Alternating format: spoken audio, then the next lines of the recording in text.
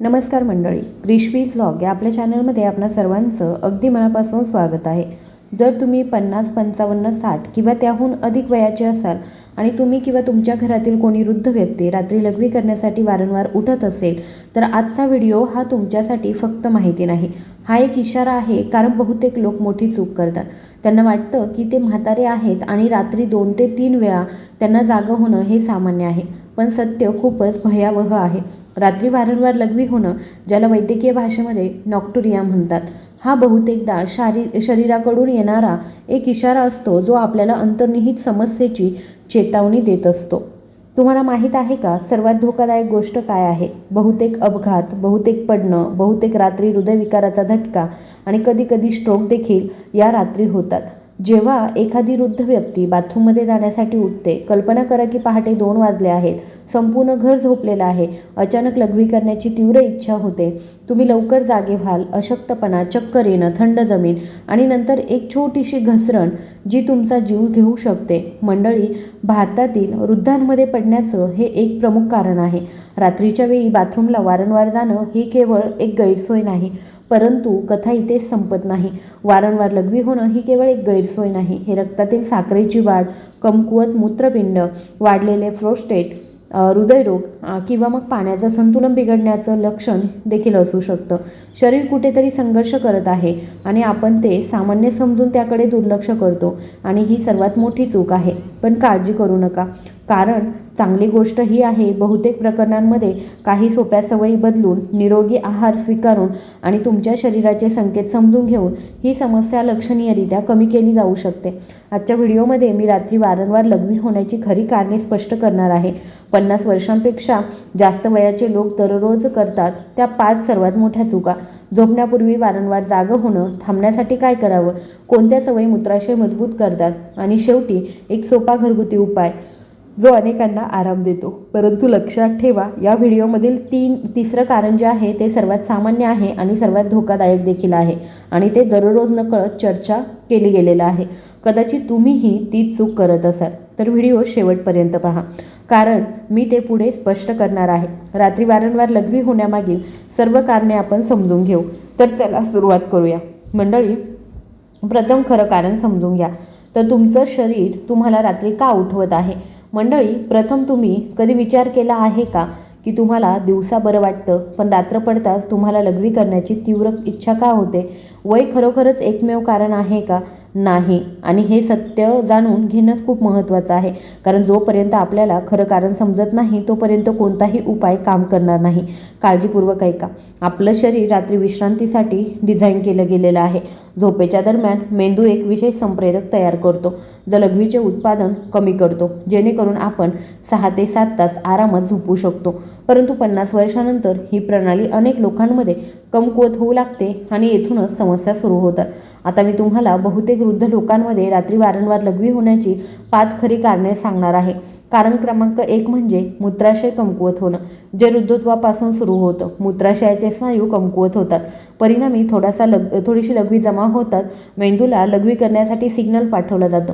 जरी मूत्राशय पूर्णपणे भरलेलं नसेल तरीसुद्धा तुम्हाला वारंवार उठावं लागतं. म्हणूनच काही लोक दर 1 किंवा 2 तासांनी उठतात. पण गोष्ट तिथेच थांबत नाही. कारण क्रमांक 2 म्हणजे वाढलेला प्रोस्टेट, जो पुरुषांमध्ये खूप सामान्य आहे. जर तुम्ही 55 किंवा 60 वर्षांचे असाल आणि रात्री वारंवार लघवी करत असाल तर एक प्रमुख कारण वाढलेला प्रोस्टेट ग्रंथी असू शकते. जेव्हा प्रोस्टेट वाढतो तेव्हा ते मूत्रमार्गावर दबाव आणतं, परिणामी तुम्हाला वारंवार लघवी करण्याची इच्छा होते आणि तुम्ही रात्री अनेक वेळा जागे होता. बरेच पुरुष लाज आणि भीतीपोटी याकडे दुर्लक्ष करतात, ज्यामुळे समस्या वाढतात. क्रमांक 3 कारण म्हणजे रक्तातील साखरेची पातळी वाढणं, जे खूप धोकादायक लक्षण असू शकतं. कृपया मी येथे काय म्हणत आहे हे लक्ष द्या.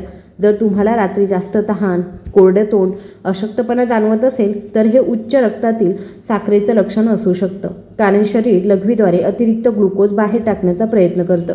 याचा अर्थ तुम्हाला वारंवार लघवी करावी लागते.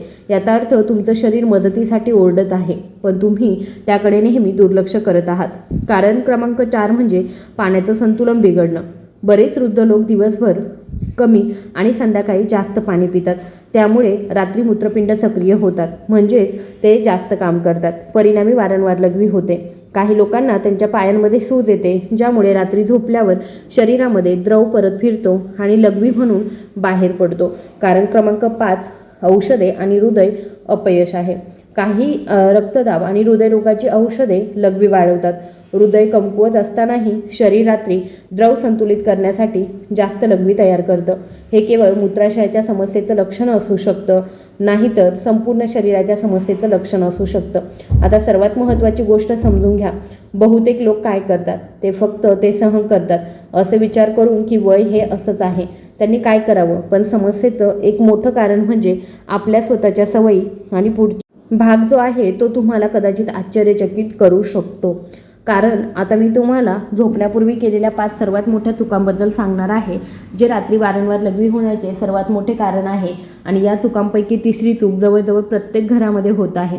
तर मी तुम्हाला झोपण्यापूर्वी केलेल्या 5 सर्वात मोठ्या चुकांबद्दल सांगते, कारण हेच खरं कारण आहे. मंडळी, मी तुम्हाला जे सांगणार आहे ते काळजीपूर्वक ऐका. कारण कधीकधी आजार शरीरामध्ये लपलेले नसून आपल्या दैनंदिन सवयींमध्येच असतात. 50 वर्षांपेक्षा जास्त वयाचे बहुतेक लोक नकळत अशा चुका करतात, ज्यामुळे रात्री वारंवार लघवी होण्याची समस्या वाढते. जर तुम्हाला आज या चुका समजल्या तर अर्धी समस्या इथे सोडवता येऊ शकते. चला तर मग सुरुवात करूया. चूक क्रमांक 1 आहे झोपण्यापूर्वी खूप पाणी पिणं. ही सर्वात सामान्य चूक आहे. मी अनेकदा अनेक लोकांना असं विचार करताना पाहिलं आहे की जास्त पाणी पिल्याने त्यांचं शरीर स्वच्छ होईल. हे लोक अगदी बरोबर आहेत, पण ते चुकीच्या वेळी आहेत. जर तुम्ही झोपायच्या 30-40 मिनिटे आधी 2 ग्लास पाणी प्यायले तर तुम्ही रात्री उठणार हे जवळजवळ निश्चित आहे. कारण त्यावेळी तुमचं मूत्रपिंड सक्रिय होतं आणि लघवी तयार करण्यास सुरुवात करतं. म्हणून हे करण्याचा योग्य मार्ग म्हणजे झोपायच्या 2 तास आधी पाण्याचं सेवन कमी करणं. चूक क्रमांक 1 म्हणजे संध्याकाळनंतर चहा, कॉफी किंवा मग कोल्ड्रिंक्स पिणं. कारण चहा, कॉफीमध्ये कॅफीन असतं, ज्यामुळे लघवी वाढते. बरेच वयस्कर लोक संध्याकाळी 7 ते 8च्या दरम्यान चहा पितात आणि नंतर म्हणतात, मी रात्री लघवीमुळे उठतो. तर मी रात्री का उठणार नाही? तू संध्याकाळी असं केलं आहेस कारण कॅफीन मेंदू आणि मूत्राशय दोन्हीही जागृत करत असतं. तर शक्य असल्यास संध्याकाळी 5 नंतर चहा, कॉफी हे पेय जे आहे ते पिणं बंद करणं योग्य मार्ग आहे.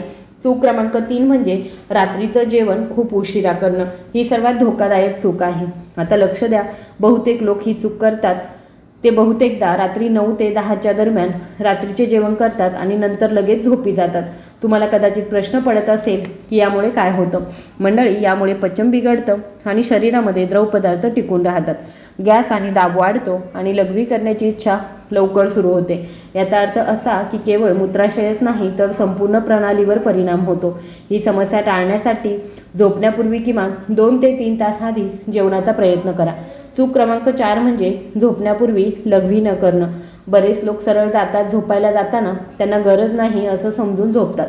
पण रात्री शरीर आराम करत असताना दाब वाढू लागतो. त्याऐवजी झोपण्यापूर्वी बाथरूममध्ये जा. हे छोटंसं पाऊल तुमची संपूर्ण रात्रीची झोप वाचवू शकतं. 5वी चूक म्हणजे सुजलेल्या पायांकडे दुर्लक्ष करणं. जर तुमचे पाय संध्याकाळी सुजले असतील तर तुम्ही रात्री जास्त लघवी करू शकता. का? कारण जेव्हा तुम्ही झोपता तेव्हा ते द्रव रक्तप्रवाहामध्ये परत येतं आणि मूत्रपिंड ते फिल्टर करतात. म्हणून संध्याकाळी 20 मिनिटे पाय वर करून बसा. ही सवय अनेक लोकांमध्ये रात्रीच्या वेळी लघवी कमी करते. आता तुम्हाला समजेल की वय हे एकमेव समस्या नाही आहे, आपल्या सवयी देखील एक प्रमुख घटक आहे. पण आता सर्वात महत्त्वाचा प्रश्न येतो, मूत्राशय मजबूत करता येईल का? रात्री जागरण कमी करता येईल का? आणि तुमच्यासाठी ही चांगली बातमी आहे की हो, पुढचा भाग खूप महत्त्वाचा आहे, कारण मी मूत्राशय मजबूत करण्यासाठी 4 सोप्या सवयी शेअर करत आहे. त्यामुळे व्हिडिओ सोडून कुठेही जाऊ नका, व्हिडिओवरती शेवटपर्यंत राहा. आणि त्याचबरोबर तुम्ही हा व्हिडिओ कुठून बघत आहात हे मला नक्की सांगा. मूत्राशय मजबूत करण्यासाठी या 4 शक्तिशाली सवयी तुमच्या वारंवार रात्री जागरण कमी करू शकतात.